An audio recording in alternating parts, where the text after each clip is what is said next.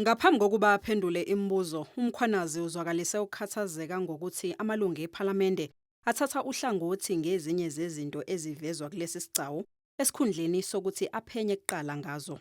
Chair, I've been observing, being worried at times on the posture and the attitude that I see on some of the members in Parliament that seems to prejudge things. uMkhwanazi ufike ephethe incwadi ebhalwe ngowesilisa osejele iKhosi Mampuru nothi ubeboshwe kanye noVusumuzi Khet Matlala ngaphambi kokuba adluliselwe ejele iBhongweni eliseKokstad. Kule ncwadi lona owesilisa uthi uMatlala uphathwa njengesitatanyiswa ejele.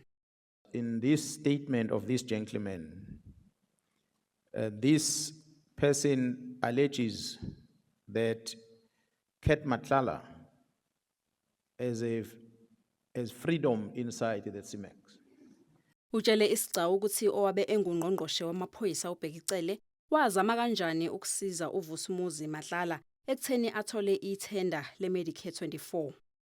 A colleague of mine who's the head of human resource management in the South African Police Service, that is Lieutenant General Nkua, who had indicated to me that General Cele was adamant to want to see him in order to discuss the contract that Matlala had in the police because there were no orders coming.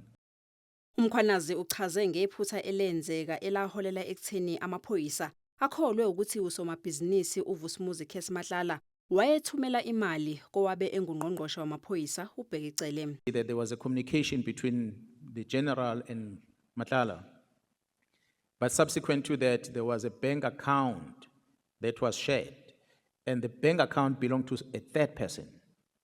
And there was money that was moved into that bank account of that third person, and we were to investigate whether that third person is not associated to Gerald Cele. That's what we said on record. uMkhwanazi uthi nabo bakholwa ukuthi kwasayena uMatlala wenza iphutha elifanayo nelabo. We also believe that the very same Vusumuzi Matlala made the same error. He might have been under impression that he's communicating to someone else, Ndosi, Babndosi, that he addresses as Babndosi himself. Ube esechaza ukuthi kungani engakudalulanga ukuthi naye wake wahlangana ngasese noMatlala ngesikhathi evele okokuqala ePhalamende. The meeting of Khet Matlala, we did not see it as a need to present it because it was a meeting that was helping the investigation to uncover some truth about that which the team in Gauteng was investigating. Uthi ke akaqondile ukuthi ungqongqoshe wamaphoyisa osekhefini uSenzo Mchunu uyisigebengu, kodwa ke uthi ungomunye babantu abenza ukuthi izigebengu zicanase. We believe the minister has enabled these people to block the police investigations.